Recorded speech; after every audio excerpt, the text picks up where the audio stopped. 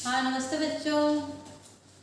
आज हम कक्षा 10 के पहला चैप्टर जो है उसमें अपने पास वास्तविक संख्या है उसका नाम, उसमें 1.2 करने वाले हैं। चूँकि 1.1 के अंदर यूक्लिड विभाजन विधि द्वारा एचसीएफ ज्ञात करना है, तो सबसे पहले तुम्हें ये पता होना चाहिए कि एलसीएम और एचसीएफ कैसे ज्ञात करते हैं, लघुत्तम समापवर्त्य और महत्तम समापवर्त्य। तो हम सबसे पहले अभाज्य गुणनखंड करना सीखेंगे किसी भी संख्या का, उसको गुणनफल के रूप में रखना सीखेंगे।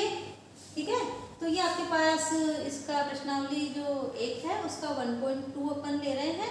उसके अंदर सबसे पहला क्वेश्चन जो है वो दे रखा है कि निम्नलिखित संख्याओं को अभाज्य गुणनखंडों के गुणनफल के रूप में व्यक्त करना है। और जो फर्स्ट क्वेश्चन है उसमें अपने पास 5 दे रखे हैं इसके पार्ट, तो अपन 1 बाय 1 करते हैं और तुम्हें होमवर्क के रूप में भी दूंगी। शायद जहाँ तक मुझे ध्यान है अभी तक तुम्हारे पास बुक्स नहीं पहुँची है, तो इसी को ही देखते हुए आप अपना वर्क कर सकते हैं। चलिए सबसे पहला ले रहे हैं अपन 140। 140 को अभाज्य गुणनखंड के रूप में पहले इसको टुकड़े करने हैं, फिर गुणनफल के रूप में लिखेंगे। तो सबसे पहले बात ये आती है कि भाई अभाज्य गुणनखंड कहते किसे हैं। तो अभाज्य सबसे पहला शब्द आता है ये अभाज्य। अभाज्य क्या होता है पता है तुम्हें? हाँ बिल्कुल, हाँ बताओ। हाँ बिल्कुल सही है। अभाज्य गुणनखंड से पहले अपन को अभाज्य संख्याएं क्या होती है वो ज्ञात होना चाहिए। इसके पहले वाले लेक्चर में मैंने जहाँ पर वर्गमूल अभाज्य गुणनखंड विधि द्वारा ज्ञात करना है उसमें मैं तुम्हें अभाज्य संख्याओं के बारे में बता चुकी हूँ, और अभाज्य गुणनखंड किस प्रकार किए जाते हैं वो भी मैं बता चुकी हूँ। फिर भी जो नए बच्चे जुड़े हैं उनको मैं फिर से एक बार बता देना चाहती हूँ कि अभाज्य संख्याएं क्या होती है। वे संख्याएं जो केवल खुद के पहाड़े में आती हो, बिल्कुल सिंपल एकदम, कोई अपने पास लंबी चौड़ी परिभाषा नहीं है, केवल सिंपल वे में अपन बोल रहे हैं कि जैसे अपने पास 2 है, 5 है, 7 है, 11 है, ये संख्या खुद के पहाड़े में आती। दूसरों के पहाड़े में देखा क्या? कभी 7 को 11 को किसी के पहाड़े में देखा क्या? अब ये बोले जैसे 9 अभाज्य संख्या है क्या? हाँ बिल्कुल नहीं है। क्यों भाई? क्योंकि अपने पास 9 3 के पहाड़े में भी आती है, खुद के 9 के पहाड़े में भी आ रही है, इसलिए ये 9 अभाज्य संख्या नहीं है। तो इसका मतलब अपन ने सार क्या निकाला? सार ये निकला कि ऐसी संख्याएं जो केवल खुद के पहाड़े में आती है, दूसरों के पहाड़े में नहीं आती है। अब इसके आगे ले 13 ले, आगे क्या लिखूं?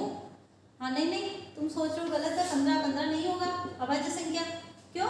क्योंकि भाई 15 3 के पहाड़े में भी आ रहा है, 5 के पहाड़े में भी आ रहा है, खुद के पहाड़े में तो आती है संख्या वो। तो खुद के अलावा वो 2 के पहाड़े में और आ रहा है, किस में? 3 में और 5 में सॉरी, इसीलिए 15 अभाज्य संख्या नहीं है। उसमें मैंने तुम्हें वर्क भी दिया था 1 से लेकर 100 तक की अभाज्य संख्याएं लिखनी थी तुम्हें, तो लिख ली होगी। नहीं लिखी हो तो आज तुम फिर से लिख लेना। आज हम अभाज्य संख्याओं को ध्यान में रखते हुए गुणनफल ज्ञात करेंगे, इसके गुणनखंड करेंगे। तो अभाज्य गुणनखंड क्या होता है भाई? ऐसे टुकड़े करना कि उसको और टुकड़े करना संभव नहीं हो। जैसे मैं 6 लिख रही हूँ, 6 को 2 × 3 लिख सकते हैं, ध्यान है ना? तो 3 दूनी 6। अब 12 लिखा तो 4 × 12। अब बताइए कि ये अभाज्य गुणनखंड है क्या? हाँ बिल्कुल बताइए। हाँ बिल्कुल, आधे बच्चे बोल रहे हैं कि है, आधे बच्चे बोल रहे हैं कि नहीं है। अरे भाई 4 के टुकड़े हो रहे हैं ना, और 4 के टुकड़े क्या हो रहा है? 2 × 2, तो 2 × 2 × 3।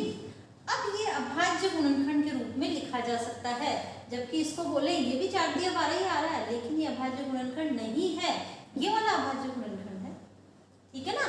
तो अभाज्य गुणनखंड के गुणनफल मतलब गुणा के रूप में व्यक्त करना, तो ये अपने पास अभाज्य गुणनखंड हो गया इसका गुणनफल के रूप में। तो समझ में आ गई ना बात?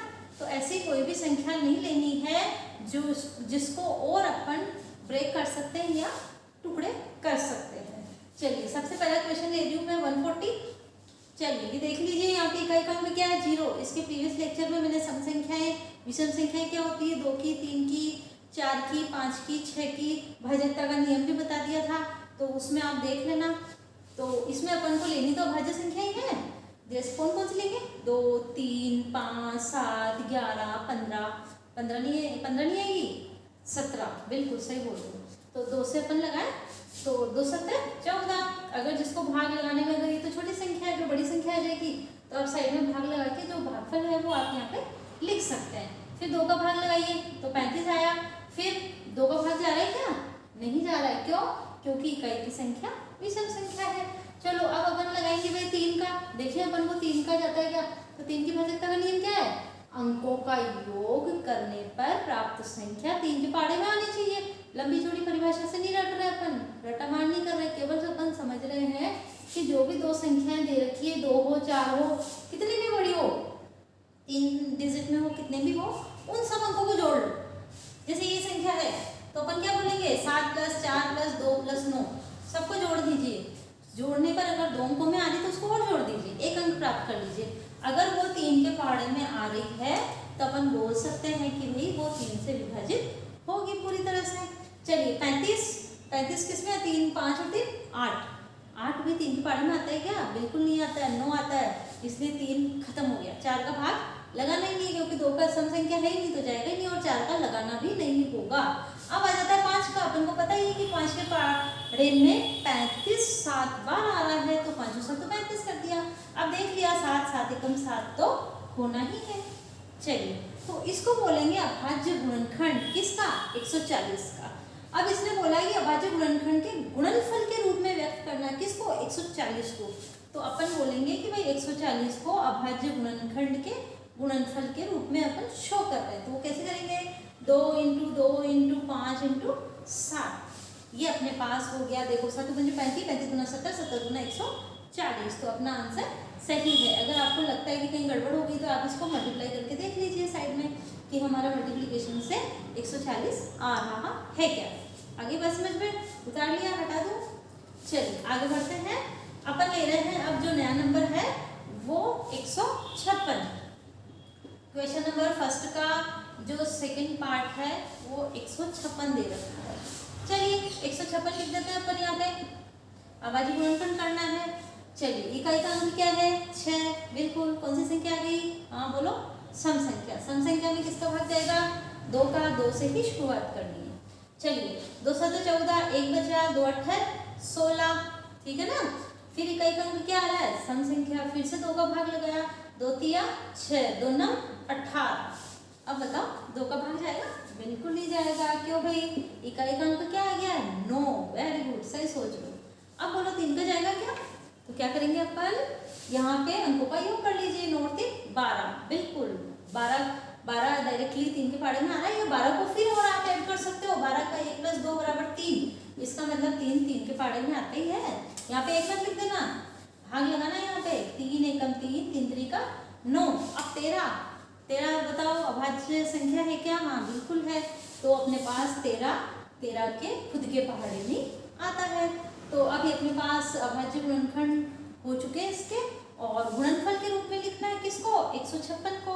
तो यहाँ पे 156 = 2 × 2 × 3 × 13, 2 × 2 × 3 × 13 हो गया। तो इसका अपने पास 156 के गुणन जो अपने पास अभाज्य गुणनखंड के गुणनफल के रूप में हम शो कर चुके हैं। उतार लिया, हटा दो। चलिए अगला चले। हाँ बिल्कुल, आप मेरे साथ साथ उतारते रहिएगा और समझते रहिएगा, इससे अपना थोड़ा फास्ट हो जाएगा, वीडियो लंबा नहीं होगा। चलिए अब अपन अगला ले लेते हैं 38 25 3825। ठीक है ना। अब बताइए इकाई का अंक क्या है? 5। समय या विषम संख्या है? हाँ बिल्कुल विषम है। अब अपन क्या करेंगे? विषम में 5 दिख रहा है तो 5 का भाग नहीं लगाना है। सबसे पहले 3 का भाग लगाना होता है। छोटी से बढ़ते हुए क्रम में चलना है। ये नहीं पहले 5 का लगा दिया फिर 3 का भी जा रहा है तो ये गलत माना जाएगा। माना नहीं जाएगा, लेकिन रूल ये कहता है कि भाई छोटे अंक से बढ़ते हुए अंक के अंदर भाग लगाते हुए चलना है। और संख्याएं कौन सी होनी चाहिए? बिल्कुल हाँ बोलो, अभाज्य संख्याएं।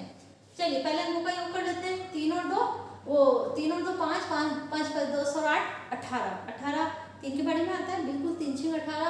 इसका मतलब 3 का पूरा भाग जाना चाहिए। अगर आपको यहाँ पे भाग लगाना नहीं आ रहा है डायरेक्ट, तो आप यहाँ पे साइड में भाग लगा के देख सकते हैं, और जो भागफल आएगा उसको लिखना है, शेषफल 0 होना चाहिए, तभी आप यहाँ पे लिख सकते हैं। चलिए 3 एकम 3, 3 दूना 6, 3 7 21, 3 पंजो 15। फिर से 3 का जाएगा क्या? देख लीजिए। 7 और 3 10 और 5 15, बिल्कुल जाएगा। 15 3 के पाड़े में आ रहे हैं तो 3 चौक 12, 3 दूना 6, 3 पंजू 15। फिर से देखते हैं 425 आ गया, 425 फिर से देखें, 5 और 2 7, 7 और 4 11। अब ये 11 3 के पहाड़े में नहीं आ रहा, इसका मतलब 3 का काम खत्म हो गया। 3 से अगली अभाज्य संख्या लेनी है, समझ गए ना बात को। तो 3 से अगली अभाज्य संख्या क्या है भाई, 5, बिल्कुल 5 लेंगे। तो 5 और 8 40, 2 बचे 5 25। फिर 5 आ रहा है, तो 5 की भाज्यता का नियम क्या है, हाँ बोलो। 5 की भाज्यता का नियम है इकाई का अंक 0 आए या 5 आए। तो यहाँ पे 5 दिख रहा है, अगर 0 आता तो भी 5 का भाग जाता, और 5 है तो भी 5 का पूरा भाग जाएगा। तो अपने पास 5, 5 एकम 5, 3 बचे, 5 7 35। अब 17 बताइए किसके पहाड़े में आता है, हाँ बोलो। 17 केवल 17 के पहाड़े में ही आता है, क्यों, क्योंकि 17 फिर से अभाज्य संख्या मिल गई है हमें। तो 17 एकम 17। अब अपन को करना क्या है भाई, अभाज्य गुणनखंड के गुणनफल के रूप में लिखना है। तो यहाँ पे लिख दीजिए 3 8 2 5 3825 को हम लिख रहे हैं अभाज्य गुणनखंड के गुणनफल के रूप में, गुणा के रूप में। तो अपने पास 3, 3, 5, सॉरी गुणा के रूप में लिखना है, तो गुणा के रूप में ही आएगा। 3 2 बार आ रहा है, 5 2 बार आ रहा है, और 17 एक बार आ रहा है, ठीक है ना। तो ये अपने पास हो गया 3825 को अभाज्य गुणनखंडों के गुणनफल के रूप में व्यक्त करना। चलिए अब अगले वाले 2 क्वेश्चन है, चौथा और 5वां तुम्हें होमवर्क दिया जा रहा है, तो आप इसको कर लेंगे, हाँ उतार लीजिए, इसको हो जाएगा। अगले लेक्चर में हम इसमें HCF और LCM के बारे में पढ़ने वाले हैं। LCM और HCF क्या होते हैं, लघुत्तम समापवर्त्य और महत्तम समापवर्त्य। तो कल हम इसके बारे में पढ़ने वाले हैं, इसका होमवर्क कर लीजिएगा। गणित को आप जितना ज़्यादा कठिन मानेंगे उतनी ही कठिन आपको लगती जाएगी, और आप कॉन्सेप्ट क्लियर करते हुए नहीं चलेंगे तो उतने ही आप पीछे होते जाएंगे। जबकि गणित बहुत ही इंटरेस्टिंग सब्जेक्ट है, आप जितना इंटरेस्ट लेके करेंगे उतना ही आप आगे बढ़ेंगे, ठीक है। इसी कामना के साथ में थैंक यू, बाय।